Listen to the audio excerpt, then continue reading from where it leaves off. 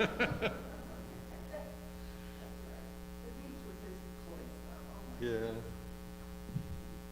Well, must be something about Presbyterian pastors, because I think Jim really likes the beach too. So.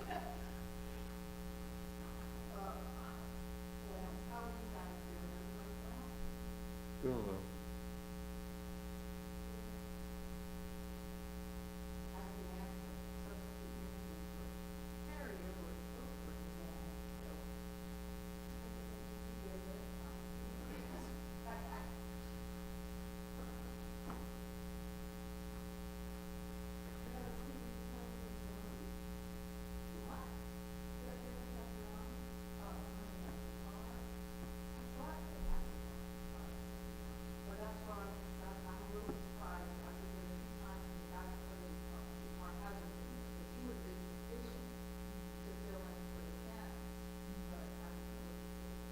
Well, they had a guy, a director of music or something like that, right? He was the one that, and the one time we were there, it was a hurricane or something, and it was like, what is this stuff? They thought it was just great. Good morning. Yeah.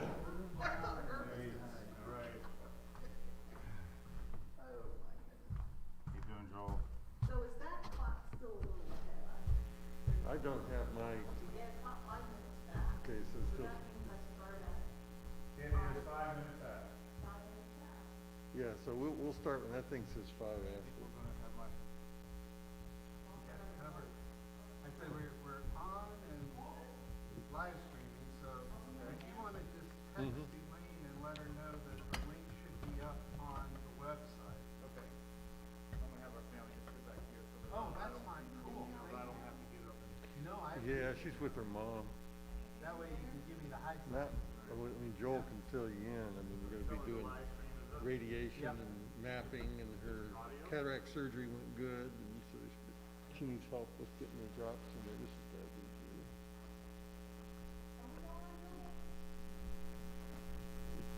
Live stream is up there.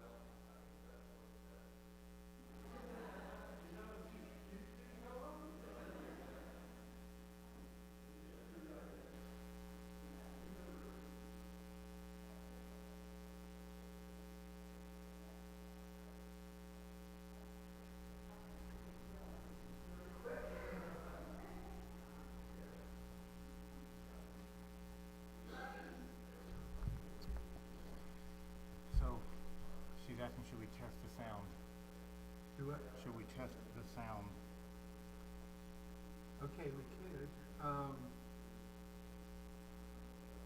Video is, so it's not on the website? You have to go to YouTube? It is on the website. I just went to it. The website should be updated, because I just clicked on the website.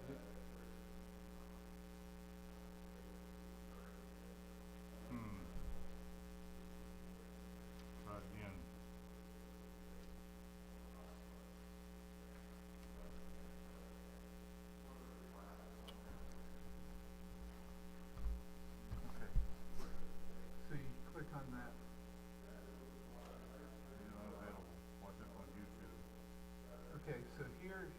I just did though. Let's see. She hears me in the background. Yeah, because we have this microphone is on, so for right now. So here's what happened. That's a church freak. Huh? I went to the wrong one. Okay, that's fine. Oh my goodness.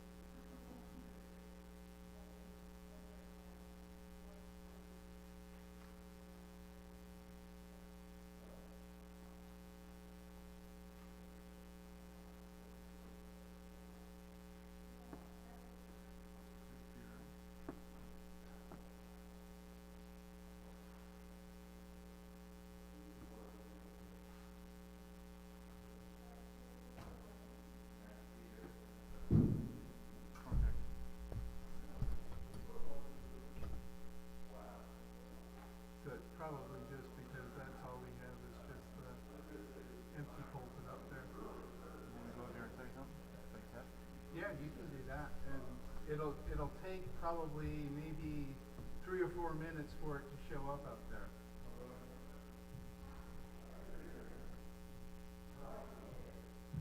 Test. Test.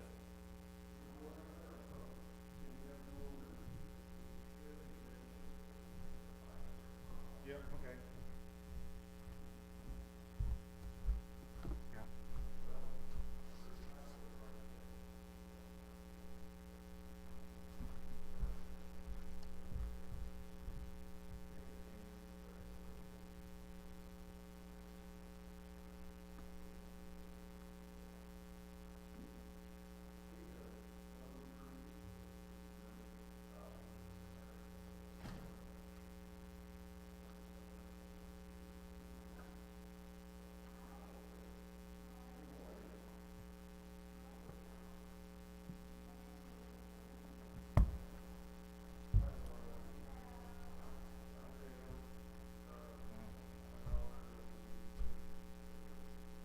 So, when I was up there, Yeah. Here's the snowball ladder. So. that one right there.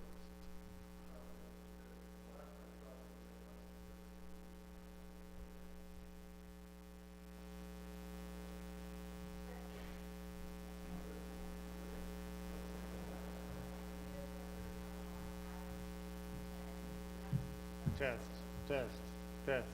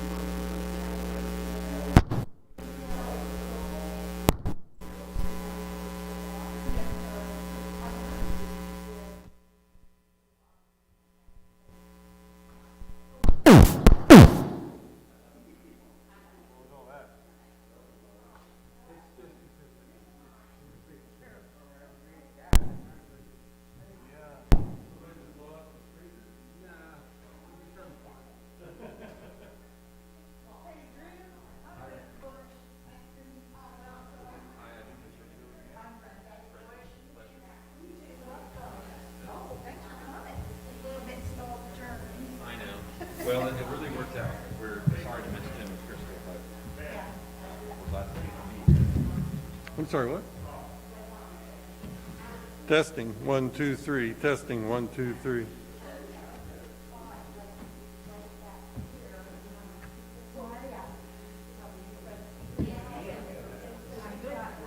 So how much have they shared with you? Did you get a bulletin? I have had a bulletin, but I'll need to get a paper copy. We have them sitting on the table out there just so we don't exchange hands.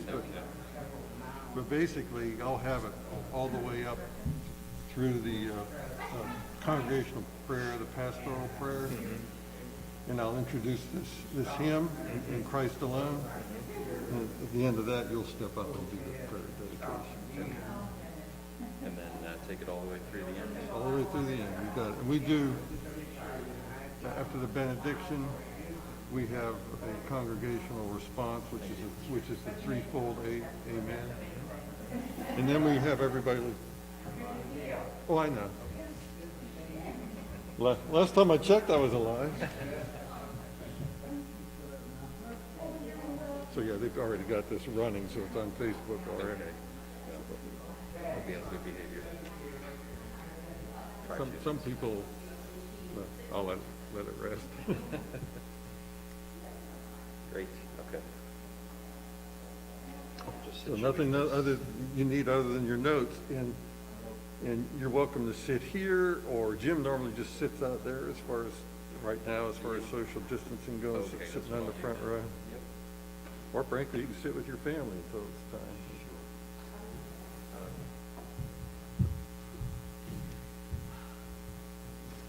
You know, I was exposed to Jim when we had lunch. Right.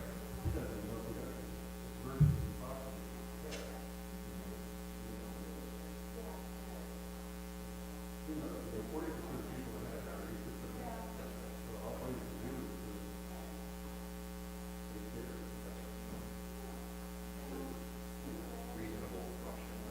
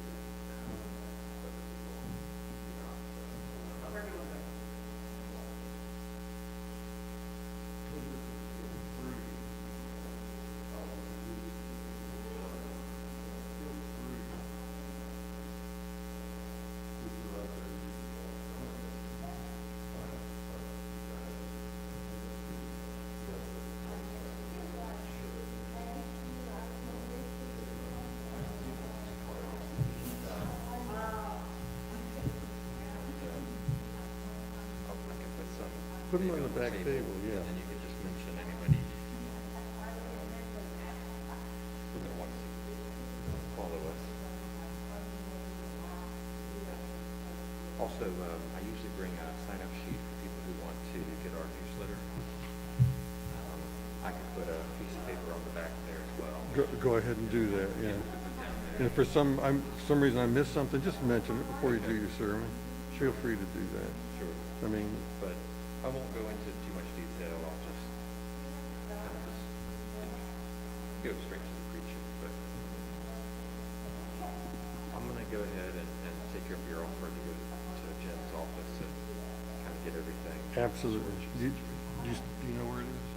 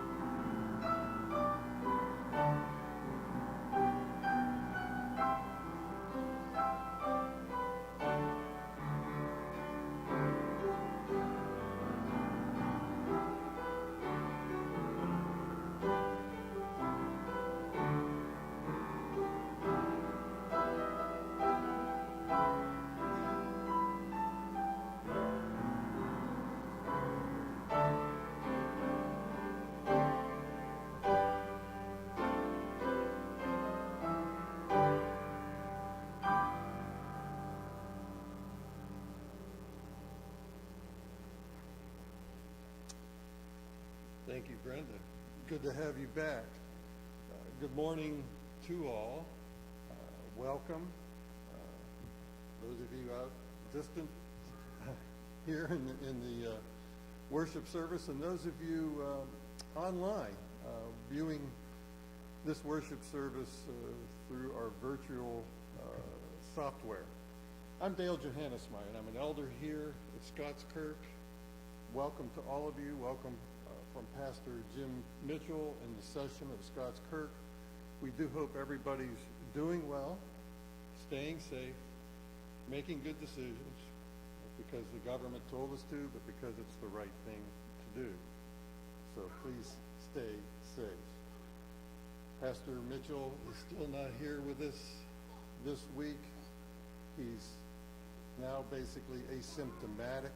He hasn't had results of a test to see whether he did have COVID-19 or not, but we should have him back next week, and hopefully the rest of his family will stay healthy also. But please keep them in your prayers. Because he's not here, we are very fortunate to have a good friend of Crystal and Jim's, good friends, Drew and Lauren Goodman. The Goodmans are, Drew is an ARP pastor, and the Goodmans are ARP World Witness missionaries in Wales. They're here with their family, their 4 children.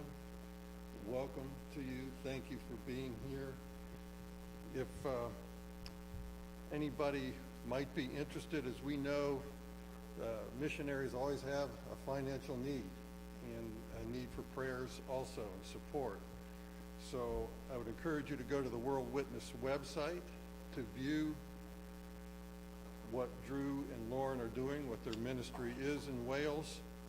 Also on the back table in the narthex, there is a card that describes their ministry and a sign-up sheet if you would like to sign up to receive emails from them as they progress in their ministry in Wales. Again, welcome to you. The rest of the announcements are in the newsletter that Corinne sends out by email. I encourage you to read those.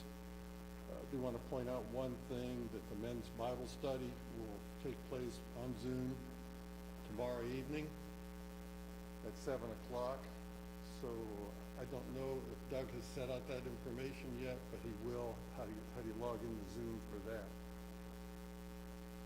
With that said, we should take time now for preparation to worship our Lord, our God, get our hearts prepared to worship God and give him the glory that he is due. So please take a few moments.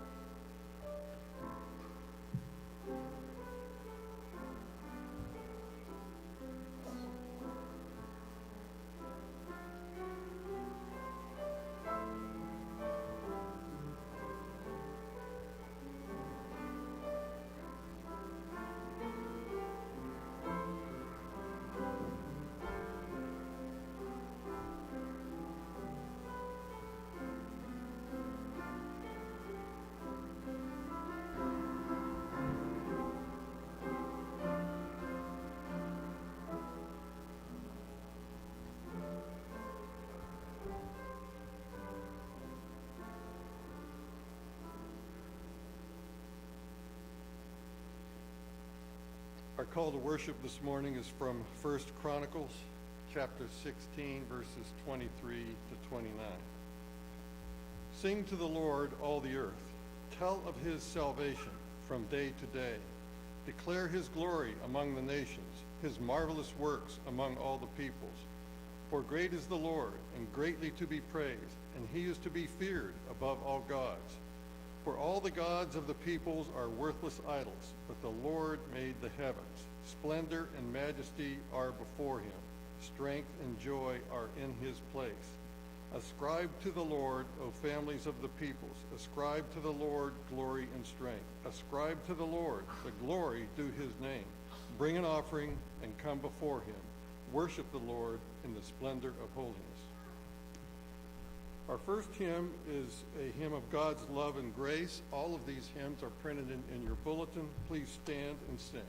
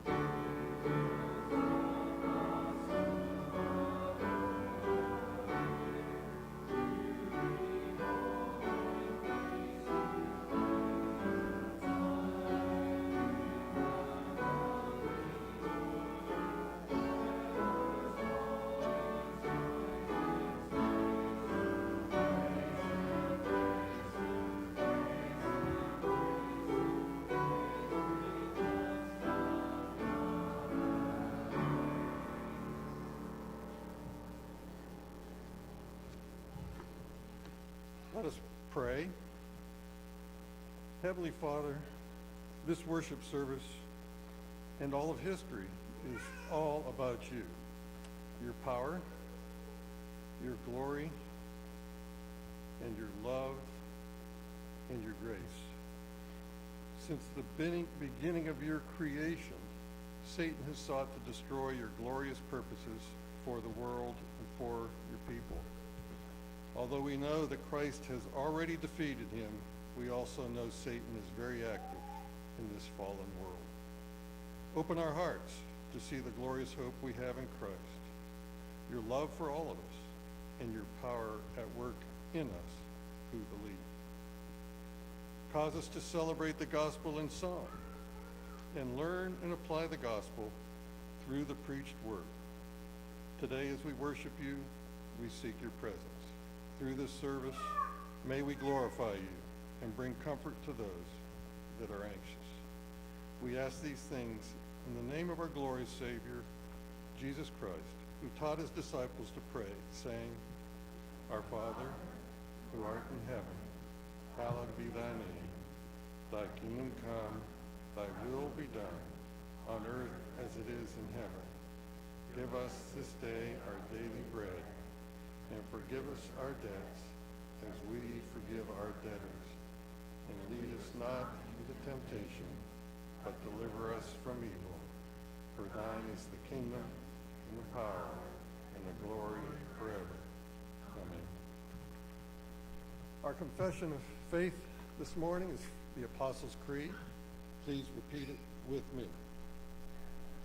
I believe in God, the Father Almighty, maker of heaven and earth. I believe in Jesus Christ, his only Son, our Lord, who was conceived by the Holy Spirit and born of the Virgin Mary. He suffered under Pontius Pilate, was crucified, died, and was buried. He descended into hell. The third day he rose again from the dead. He ascended into heaven. He is seated at the right hand of God the Father Almighty. From there he will come to judge the living and the dead. I believe in the Holy Spirit, the Holy Catholic Church, the communion of saints, the forgiveness of sins, the resurrection of the body, and the life everlasting. Amen. Please be seated.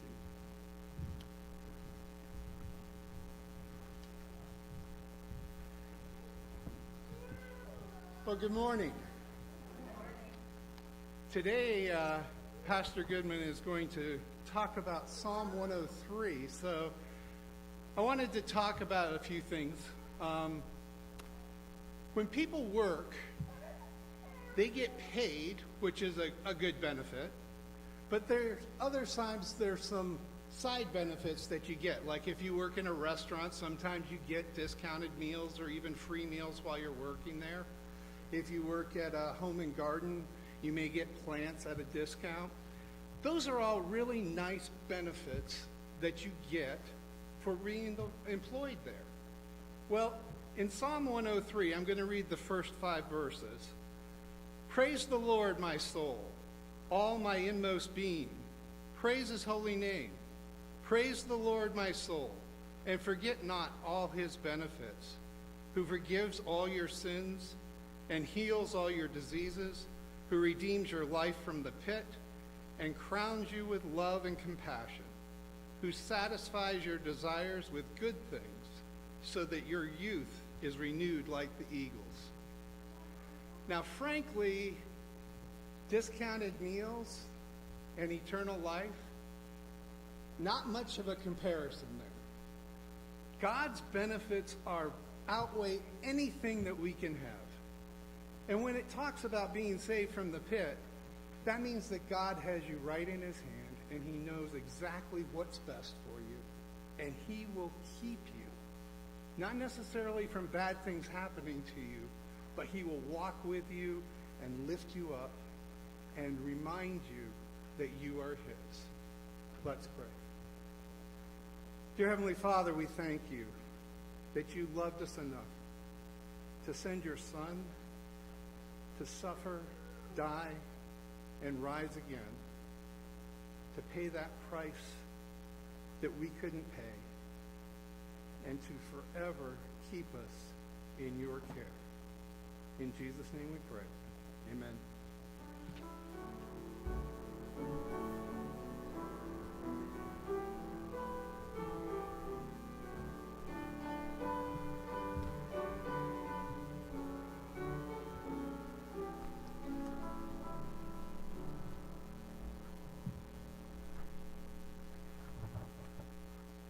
Our scripture reading this morning is Hebrews chapter 10, verses 19 to 25.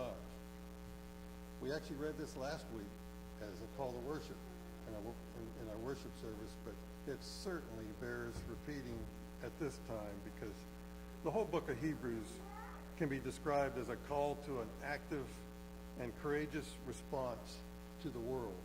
And we certainly do need that as brothers and sisters in Christ right now.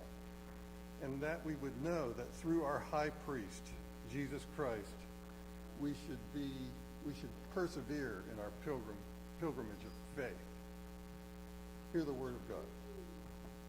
Therefore, brothers, since we have confidence to enter the holy places by the blood of Jesus, by the new and living way that he opened for us through the curtain, that is, through his flesh, and since we have a great priest over the house of God, let us draw near with a true heart and full assurance of faith, with our hearts sprinkled clean from an evil conscience and our bodies washed with pure water. Let us hold fast to the confession of our hope without wavering, for he who promised is faithful. And let us consider how to stir up one another to love and good works, not neglecting to meet together, as is the habit of some, but encouraging one another, and all the more as you see the day drawing near. The grass withers, the flower fades, but the word of our God shall stand forever. Amen. Let us pray.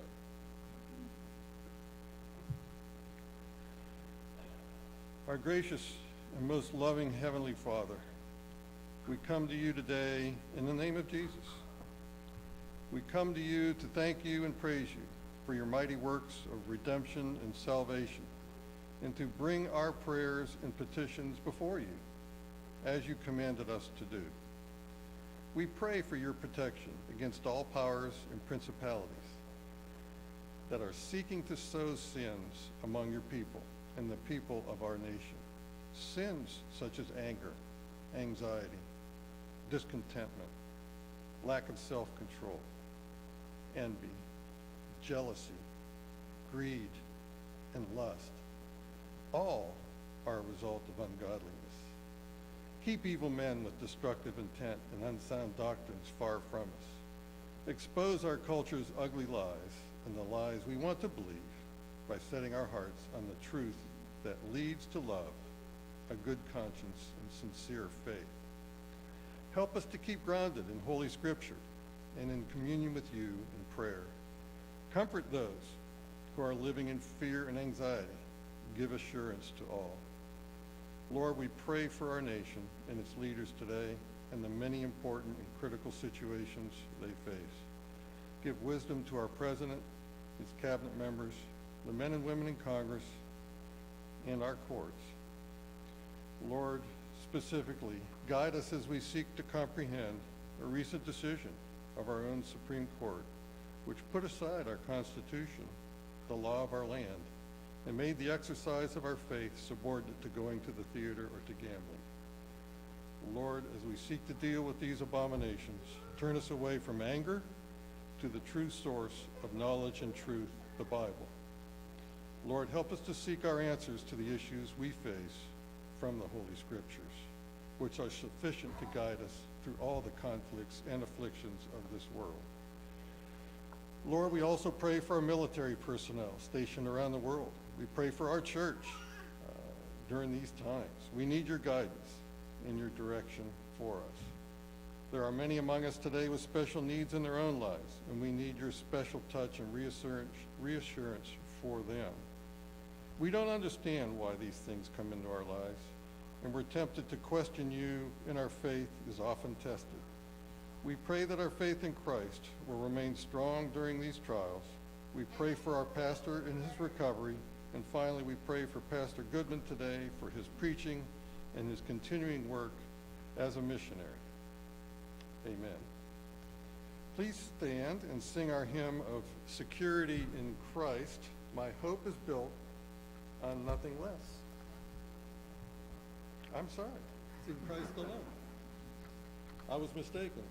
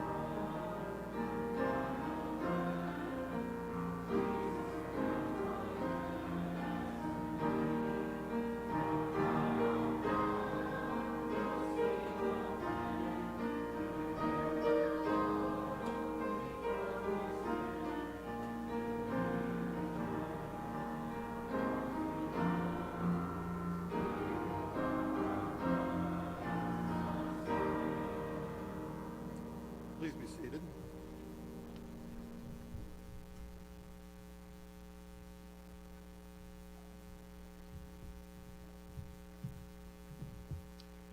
Well, good morning and grace to you and peace from God our Father and from the Lord Jesus Christ. It's a delight to be with you, although we do regret the opportunity to see Pastor Jim and Crystal and the family. But we were here at Jim's installation a number of years ago and met many of you, and it's a delight now to return and to share with you the Word of God. And to that we now turn. I invite you to turn in your Bibles to the book of Psalms. Our scripture reading this morning will come from Psalm 103. And let us give our attention to the inspired and holy Word of God. Psalm 103 of David. Bless the Lord, O my soul, and all that is within me. Bless his holy name. Bless the Lord, O my soul, and forget not all his benefits, who forgives all your iniquity, who heals all your diseases, who redeems your life from the pit, who crowns you with steadfast love and mercy, who satisfies you with good, so that your youth is renewed like the eagles. The Lord works righteousness and justice for all who are oppressed. He made known his ways to Moses, his acts to the people of Israel. The Lord is merciful and gracious, slow to anger, and abounding in steadfast love. He will not always chide, nor will he keep his anger forever. He does not deal with us according to our sins, nor repay us according to our iniquities. For as high as the heavens are above the earth, so great is his steadfast love toward those who fear him. As far as the east is from the west, so far does he remove our transgressions from us. As a father shows compassion to his children, so the Lord shows compassion to those who fear him. For he knows our frame. He remembers that we are dust. As for man, his days are like grass. He flourishes like a flower of the field. But the wind passes over it, and it is gone, and its place knows it no more. But the steadfast love of the Lord is from everlasting to everlasting on those who fear him, and his righteousness to children's children, to those who keep his covenant and remember to do his commandments. The Lord has established his throne in the heavens, and his kingdom rules over all. Bless the Lord, O you his angels, you mighty ones who do his word, obeying the voice of his word. Bless the Lord, all his hosts, his ministers who do his will. Bless the Lord, all his works, and all places of his dominion. Bless the Lord, O my soul. Let us go now to the Lord for his aid. Father in heaven, we thank you for this glorious psalm and how it stirs our hearts to consider the greatness of your mercies to us. And Lord, also how we are stirred thereby to bring you the wholeness of worship for which we have been created and in which we find our satisfaction and purpose.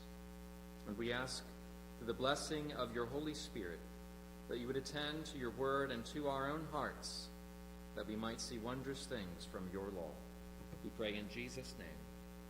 Amen. Now, it goes without saying that we are living through interesting and unique times. And in the midst of the experiences that is facing our nation and indeed the nations around the world, and I can say Christians in Wales are experiencing similar issues as we are here in the United States. It's especially important to give attention to the significance of the message of Psalm 103. Because in the midst of what is going on in our personal lives and what is going on in our national life, there can be a tendency to lose our focus and to become distracted.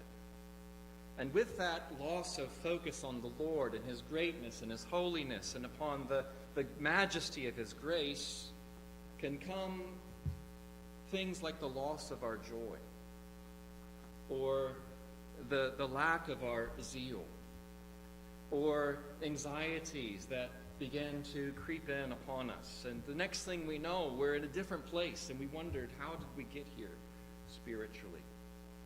And it's especially important to develop the discipline that the psalmist commends to his own soul, that we actively and intentionally bring all of ourselves to the worship of God, and we stir up this worship of God by a hearty remembrance of all of his mercies and benefits to us.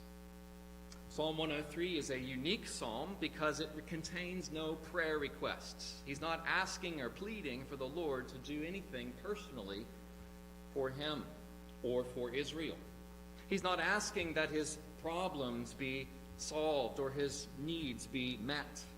It's not a lament or a complaint, and it's not even a thanksgiving hymn in the proper sense. Instead, this psalm is entirely occupied with the theme and with the activity of worshiping God for who he is, and exalting the greatness of his work in our salvation.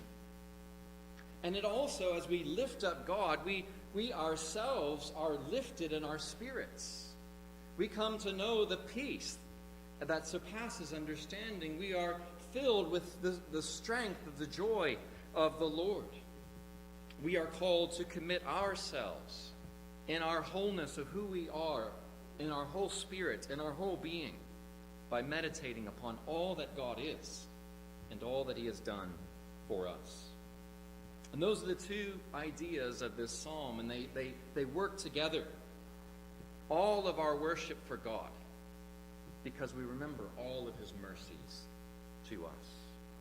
The psalm begins with this command to bless the Lord. In fact, it's a command repeated 3 times in those opening verses.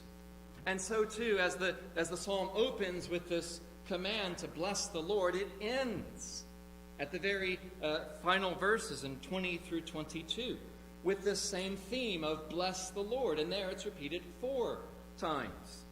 And so in all, this psalm commands us and other beings to bless the Lord 7 times. And of course that's significant because we are to pay attention. It's meant to underline and to cement the point of the importance of blessing the Lord. That this is the great work of your life. What is it that we were created to do?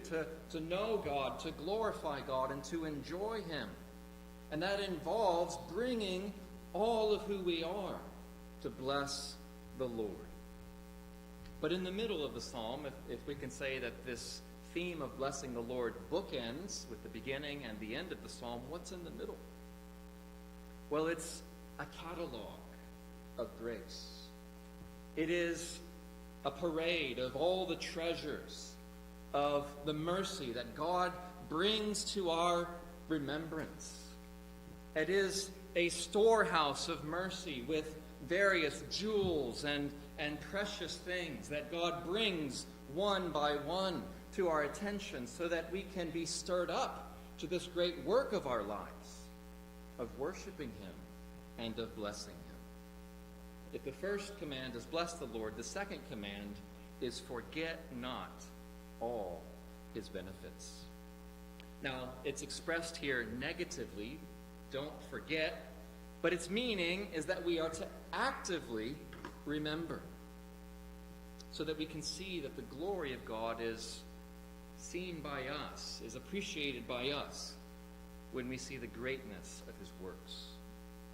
Just as the brilliance of an artist is known and appreciated in examining the portrait, and just as the genius of the architect is expressed in the design of the building, so too is God's greatness manifested to us, his wisdom and the lavishness of his mercy in the sending of his Son, the Lord Jesus, in that plan of salvation promised long ago to the patriarchs and through the prophets. But now we have that prophetic word made more sure to us because God has now spoken to us in his Son, and he has sealed his promises with the blood of the Lord Jesus Christ. And he is now seated as our surety at the right hand of God the Father Almighty. As a king's glory is expressed not in the small gifts that he is able to bring to his people, but rather in the greatness of what he is able to afford, so too do we see the greatness of God the Father, and that he gave us the treasure of God the Son, the Lord Jesus, who became man for our sake, who became poor for our sake, that we might be rich in him. The psalm here has put this catalog of grace in the midst of this command, this theme of our lives to bless the Lord, so that one by one we might take note of the manifold mercies of God as they are brought from this storehouse of mercy to lift up our souls and to bring us focus as to who God is and to our great work of praising him. As we said, perhaps it is easy in these times to be going through a dry time, perhaps struggling for motivation in Christian life. We see various conflicts in the world, and we see opposition to God's kingdom, to God's truth. And we perhaps long for the love of God to be rekindled afresh in our own hearts. Perhaps you've been weighed down by discouragements or distractions. And we need a reminder this morning of the greatness of who God is, of his unchanging love, of the lavishness of his mercies that he has given us, to know that his love is eternal and unchanging, and that he will never leave us nor forsake us. If we think about last week, if we think about the last few weeks or months, has this been the theme of your life? Bless the Lord, O my soul, and all that is within me. If we have lacked zeal for God's worship, if we have in some way neglected a duty or omitted something that God has called us to do, if we have failed to take comfort in God's grace, what is it that will bring us to our spiritual senses? Well, this morning the psalm invites us to take a tour, to take a trip to the storehouse of God's mercy. This is what Paul says in Romans 12. In view of God's mercies, I appeal to you, brethren, to present your bodies as living sacrifices, holy and acceptable to God, which is your spiritual worship. If we want to live the life in Christ that God calls us to, well then let us heartily eat of this manna from on high, to know God's mercies. So first of all, we're going to look at all worship for God in verses 1 through 2. And then we're going to look at all of God's mercies in verses 3 through 19.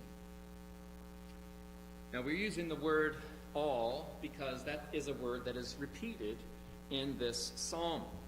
And first of all, it says that we are to give not God just simply praise, but we are to praise him with all our being.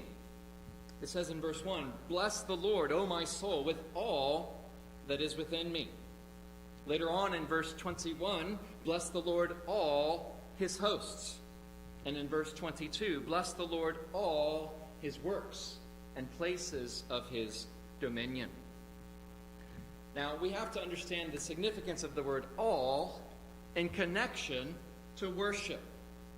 Allness, if you will, is to characterize a true act of worship. That we are to be all in when we come to God in worship. Because God is all in his covenant promises towards us. Deuteronomy chapter 6 verse 5 says, you shall love the Lord your God with all your heart and with all your soul and with all your might. And just as worship is characterized by a untarnished and unadulterated purity, so too does it match what God has first been to us and what he has first done for us. This word all also characterizes God's work. We are to be all in for God with all of our hearts because God was first all in towards us. It says, forget not all his benefits, who forgives all your iniquity, who heals all your diseases. God has left nothing out. When he sent the Lord Jesus Christ to die for sin, he cried out, it is finished. He left nothing undone. He left no sin unatoned for. There's nothing lacking in the perfect merits of our loving Savior and Lord Jesus Christ.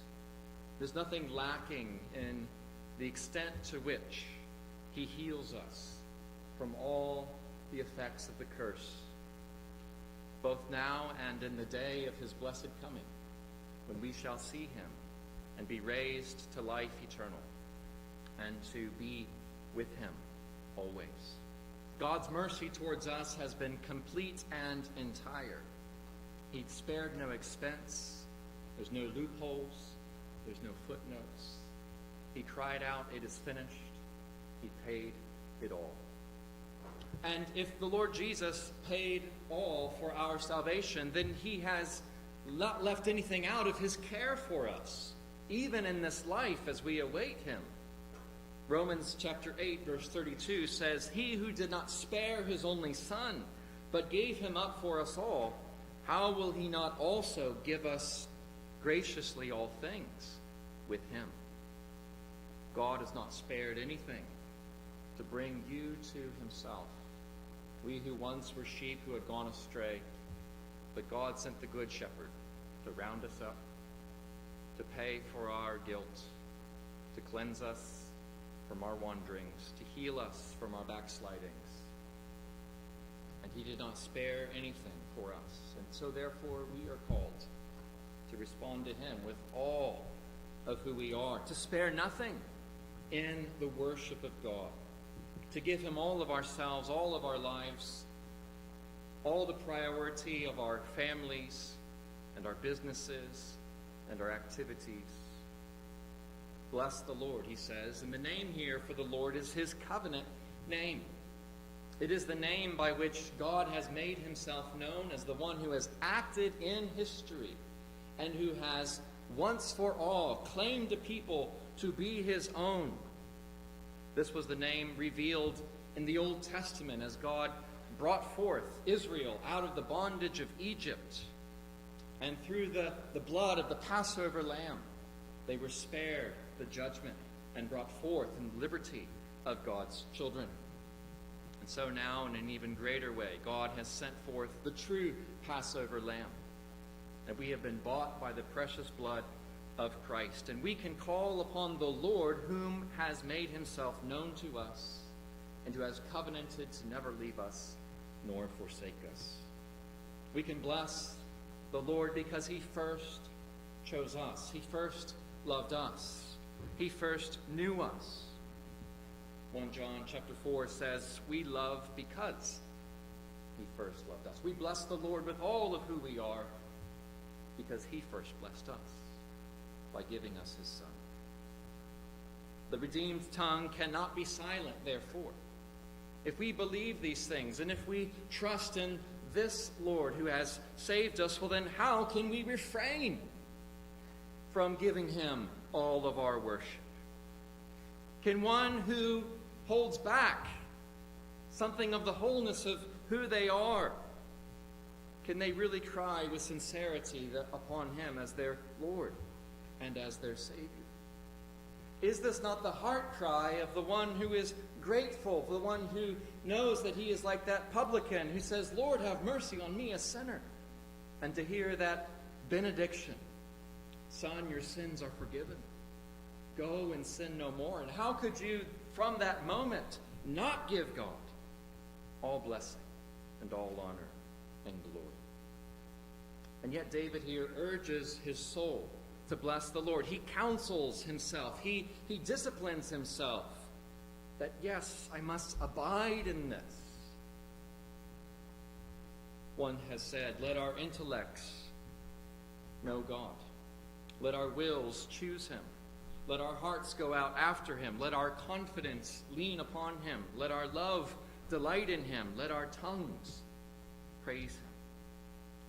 We have to call upon all of our faculties to use our minds, the minds that God has given us, to take every thought captive, to be careful about what we allow to influence us, and to take every thought captive and obedient to the Word of God. Now we know worship comes from the heart, but how do you see someone's heart? Is it not expressed in words and in deeds? Here the psalmist is saying our worship is to be total and entire, and therefore it is to be practical and sacrificial. Worship that costs us nothing, can we say that that is wholehearted worship? David, in a moment in his life, had an opportunity to worship God, and he was offered at someone else's expense an offering to the Lord, and he said, no, I'm not going to worship God in a cheap way. I will not offer burnt offerings to the Lord my God that costs me nothing. And so the question is, if our salvation came at the cost of the preciousness of Jesus' life, well, what shall we offer to God? What shall we offer to him in an uplifted soul, a yielded heart, and in an obedient life? We know that Jesus says we must deny ourselves and to take up our cross. We cannot purchase what God has already purchased for us, but we can give back to him his gifts, and we can give back to him a grateful heart and an obedient life.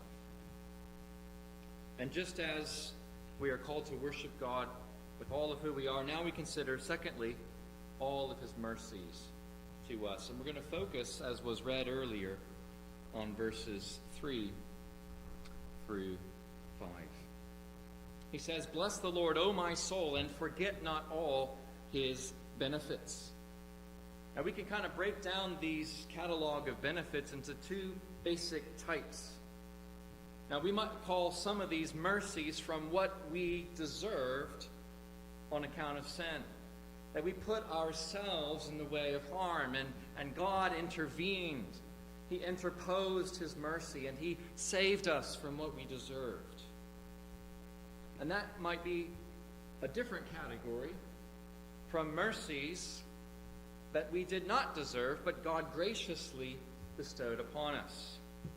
And so we see in this catalog, this storehouse of mercy, there are those things where we marvel that God did not give us what we deserve, and we also marvel that God treated us as sons and as daughters, and he lavished upon us gifts that were beyond every imagining.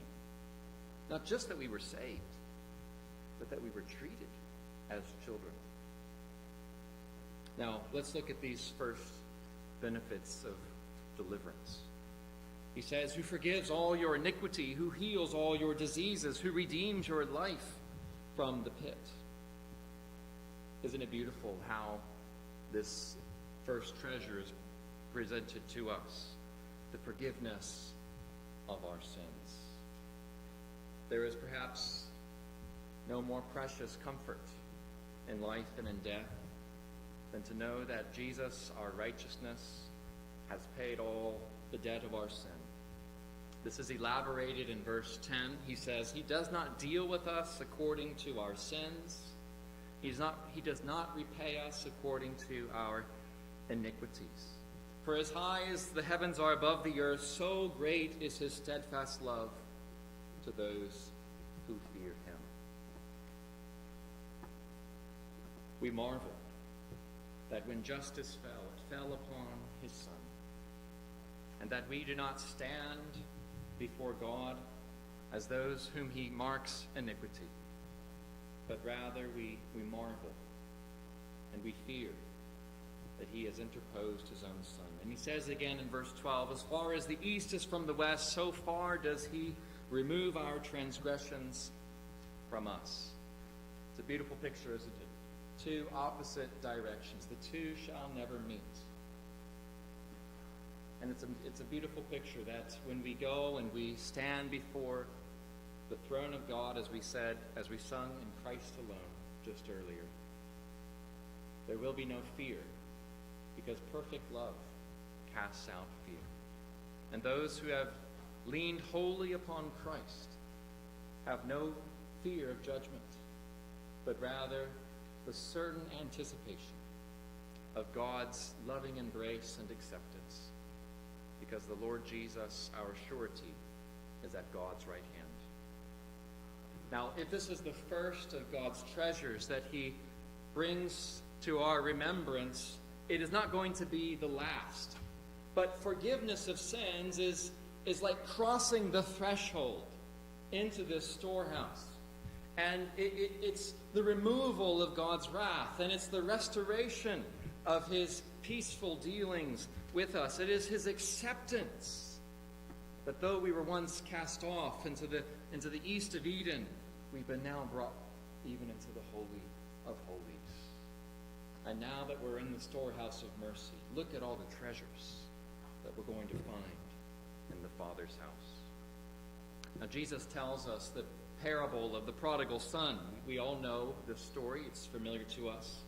The son disowned the father, but when he goes off to the far country and squanders the inheritance that he has received, he's impoverished, and he wishes to return to the father, not as he was, as a son, but rather as a servant. But how does the father welcome him back across the threshold? He forgives him. He says, I'm not going to count against you what you've done. I'm not going to hold it over your head. You're not always going to be the son who did this. You're simply going to be my son whom I love and whom I accept. And now that I've accepted you, now that I've forgiven you, come and see the good things in your Father's house. See how he forgives his debt, his guilt, his shame. See how he removes those garments with the stench of his former life. See how he instead cleanses him and places his robe upon him and the ring of his sonship to show that he is an heir. See how he sets him down at the table and throws a banquet party for him, that he might be nourished by the good food of the Father's table. You see, this is what the Lord Jesus has done for us, and this is the Father's work in him.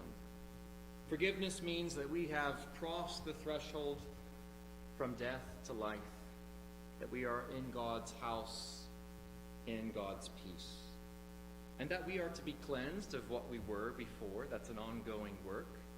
It is a blessing.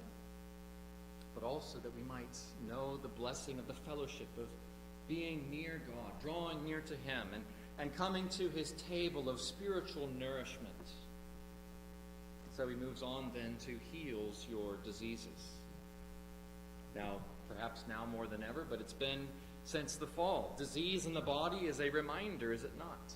That something is not right between man and God. It is part of the curse of sin. It is part of that penalty. In the day that you eat, in the day that you disobey, you shall surely die. But this physical disease has always been a pointer, hasn't it, at the disease of our hearts, of sin, of leprosy, of being unclean before God. And as God heals diseases, it's a picture too of his greater work of healing, of his putting aside sin, of making an end to it at the cross of the Lord Jesus Christ, and breaking its power and canceling its guilt, so that nothing can keep us away from God. Not with the washing of water, not with a shower or bath, but with the precious blood of Jesus Christ. And he says he redeems your life from the pit. Now, the pit here is a very descriptive word, or a very good image to talk about every misery that we might face in this life.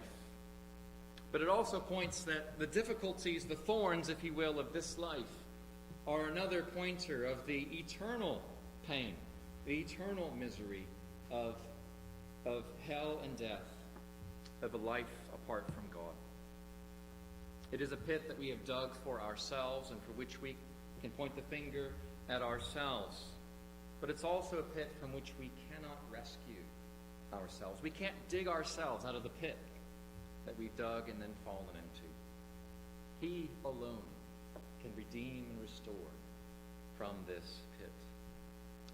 And he will deliver us, as he has promised, through judgment into everlasting glory.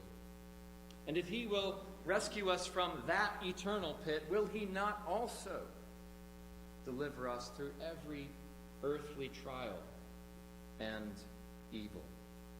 We pray, don't we, in the Lord's Prayer, deliver us from evil. And we pray that God would keep us from temptation, from falling into what is unpleasing to him, but we also pray that he will uphold us and deliver us through every trial of life. This is his promise to us.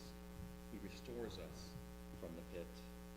It was Christ who bore our diseases. It was him who took our sin. It was him who took the nails to himself, who prevailed over the second death by dying for our sins and rising again. As 1 Peter says, for Christ also suffered once for sins, the righteous for the unrighteous, that he might bring us to God. Now, we've just begun going through this catalog of mercies, these three of what God has delivered us from, but now these lavish gifts bestowed upon his children. He says in verse 4, who crowns you with steadfast love and mercy, who satisfies you with good, so that your youth is renewed like the eagles.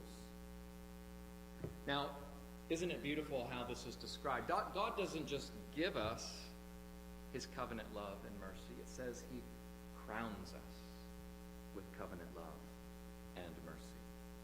Now, the image of crowning is a beautiful description of the honor and of the wealth and of the certain victory that has been secured by Christ and now through him given and applied to us.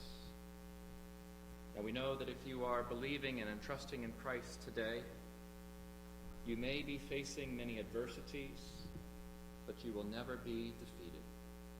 We are already crowned, and we shall one day have the crown of life. We are already victors through faith, and nothing can remove that crown that God has appointed and God has placed upon our heads, and which characterizes our life in faith in him. He surrounds us with steadfast love and mercy, and we belong to him.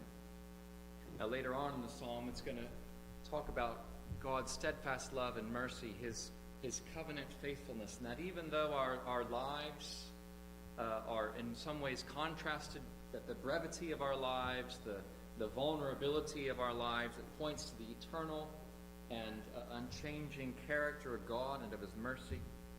But it points us that if God has been merciful, then we need to cleave to him. And because he has given us this covenant relation, we are to respond by obedience to his commands. Even as the Lord Jesus said, if you love me, then you will keep my commandments. Because God crowns us with his steadfast love and mercy, we can be assured that we are never alone and we are not forsaken. Indeed, God is ever present with us to continually pour these blessings upon our heads. We are surrounded by him. He is our guardian. He is a wall of defense against the evil day. He secures blessing to us that none can remove from us. He grants to us the knowledge of God, the fellowship of God, the joy of his salvation. We are assured of eternal life and an everlasting inheritance above. And he says he satisfies you with good. Now, we know that from the Father of lights, every good and perfect gift descends. And these gifts are both spiritual as well as earthly. He takes care of us and the wholeness of who we are. When he took us to himself, he's going to take care of us in this life, and he's going to take care of us in the life to come. He surrounds us to build us up spiritually and to care for our earthly well-being. He gives us bread for our bodies, but moreover, he gives us bread for our souls. We need both. We're not simply matter in motion. This world is material, but it's not material only. And ultimately, apart from God, biological life will end. We need the bread from heaven. We need to know that man does not live by bread alone, but by every word that proceeds from the mouth of God. But food, as it nourishes our bodies, is a lesson, and every time we sit down to a meal, it ought to come as part of our remembrance of God's mercies, of how God is nourishing us spiritually, how he is causing his life to build us up as we are united to him in the Lord Jesus. Moses ate manna along with Israel in the wilderness. Manna built them up. It gave them strength each day. to do what God had called them to do. But Moses longed for a hunger of the soul that the manna was not fulfilling. And he said, Lord, show me your glory. He longed to sit down at the table of spiritual nourishment, to know and have fellowship with the living God. And God graciously condescended and gave Moses all that his heart desired. He caused the backside of his glory to pass, and he said in these words that are recounted here in verse 8, the Lord is merciful and gracious, slow to anger, and abounding in steadfast love. How does God nourish us? He reminds us of his glorious character, of his mercy towards us, that he is slow to chide and swift to bless. We are reminded of this no more than in the Lord Jesus, who said, I am the bread of life. Whoever comes to me shall not hunger, and whoever believes in me shall not thirst. Why is it that people in this world can seemingly have all their material needs met and still come to points of despair? We've seen in this pandemic the associated consequences of rise in mental health issues, and sadly even people taking their lives, marriages breaking down, relationships breaking down. Why is it that we can have so much good things but still be so bankrupt? Because we need the true bread. We need what truly satisfies our hearts. And Jesus said, everyone who comes to him will not be disappointed. In fact, they will find in him far more than they ever even desired, because his provision is greater than our appetite. And the goodness of God in Christ strengthens us. He says, so that your youth is renewed like the eagles. The eagle is a beautiful symbol of strength and of power. The eagle has been called the monarch of birds. It is powerful, and its lifespan is longer than other birds. And this renewal of youth is a metaphor of abiding strength and vitality. That God's goodness towards us, both physically as well as spiritually, builds us up so that we have life and vitality in him. Now we know that as our bodies age, we weaken. But in Christ, as we grow older in the faith, as we abide in him, as the years go by, as we keep holding on in active remembrance to his goodness towards us, even though our bodies may weaken, our inner man can be strengthened. When we are broken down, we can be built up in him. And this is his command, that we abide in him, that we abide in his word, that we draw nourishment from him as a branch draws nourishment from the vine. And this has the effect of strengthening us when we probably otherwise would be thought to be weak. His grace is sufficient in the midst of our weaknesses.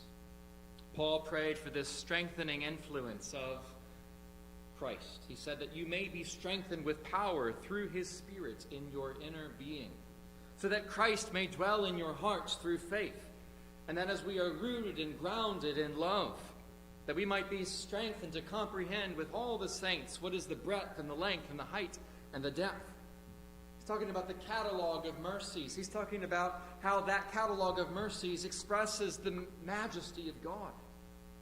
If we come to have some greater glimpse of these things, to know the love of Christ that surpasses knowledge. And if we are feeding on Christ in this way, even if we eat the bread of adversity, even if tears and sorrow are our diet, yet we are strengthened, our youth is renewed like the eagles. We may be brought low by earth's adversities, but in our inner man we may soar in the heights like an eagle, abiding with Christ, drawing nourishment with him who is seated in the heavenly places, who is our wisdom and righteousness, who is crowned with glory that excels all our understanding. And we are there seated with him now. We are fed from him. We have been healed and forgiven in him.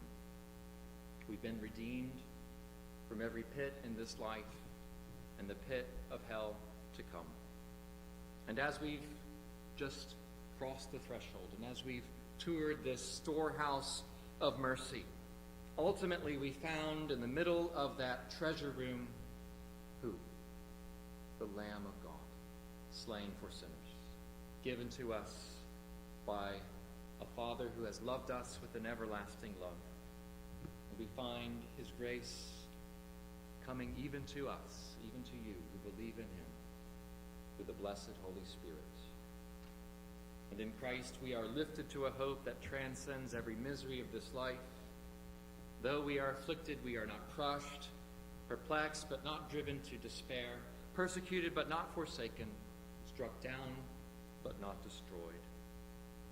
And as we come into this treasure room, as we gaze upward at the Lamb of God, well, then our hearts too are lifted. Our focus is restored. Our zeal is inflamed. And our desire to serve him and to bless him with all of who we are fills us, because he has given us just a glimpse of the greatness of who he is.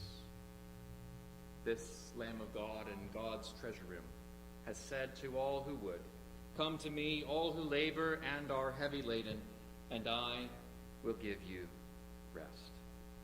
Come to the storehouse of mercy. Come to the Lamb of God. Come to the love of the Father, and be healed and forgiven in him. Let us pray. Father in heaven, we thank you for the greatness of who you are displayed to us and the greatness of the mercies of Christ. And may you receive all honor and glory and blessing in Jesus' name. Amen. Let us continue in worship as we respond to the word of God through the singing of a hymn of assurance, 691, "It is Well with My Soul."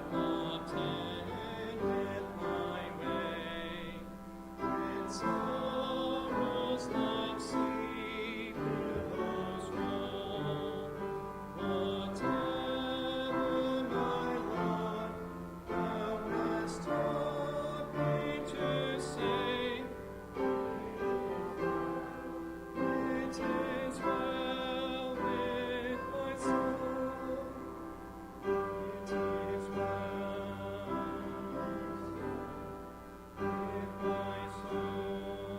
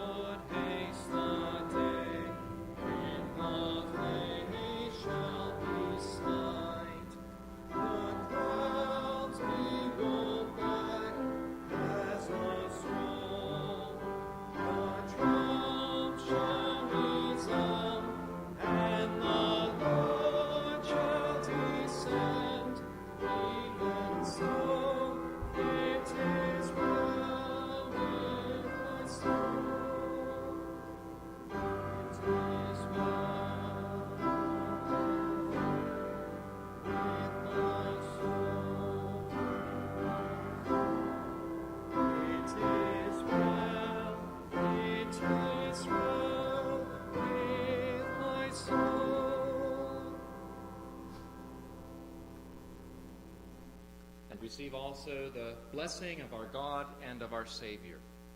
The grace of the Lord Jesus Christ and the love of God the Father, the communion of God the Holy Spirit be with us now and evermore.